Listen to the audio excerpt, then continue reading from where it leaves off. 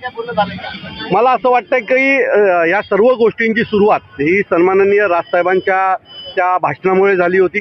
आणि सन्माननीय राजसाहेब पहिले नेते असे होते की ज्यांनी म्हटलं की आमच्या वादापेक्षा मला महाराष्ट्राचं आणि मराठी माणसाचं हित महत्त्वाचं आहे. तर याची सुरुवात आम्ही केलेली आहे. आता जर तुम्हाला असं वाटत असेल की आमच्याकडनं अशी कुठली पावलं उचलली जावत असेल तर उद्धव साहेबांकडे सन्माननीय राजसाहेबांचा मोबाईल नंबर आहे.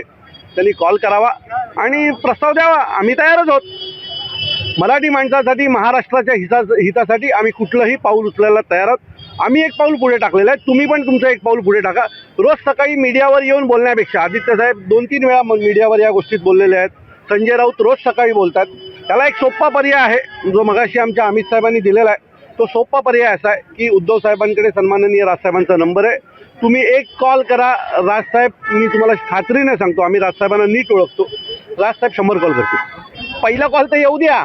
तुम्ही जे सतत मीडियावर बोलताय ते प्रत्यक्षात पण उतरू द्या ना.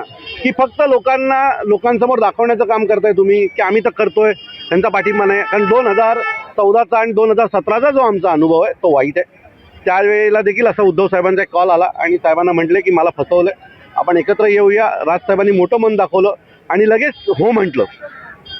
शेवटच्या म्हणजे मला चांगलं आठवतं त्यावेळेला आमचे एबी फॉर्म वाटायचं काम सुरू होतं आणि तात्काळ सन्माननीय राजसाहेबांनी ते एबी फॉर्म वाटायचं काम बंद केलं होतं आणि सांगितलं होतं की जर महाराष्ट्राला आपली गरज असेल, महाराष्ट्राला जर आम्ही दोघं एकत्र येऊन महाराष्ट्राचं भलं होणार असेल तर आम्ही एकत्र यायला तयार आहोत. पण त्यावेळेला देखील शेवटच्या क्षणी उद्धव साहेबांनी फोन उचलणं बंद केलं.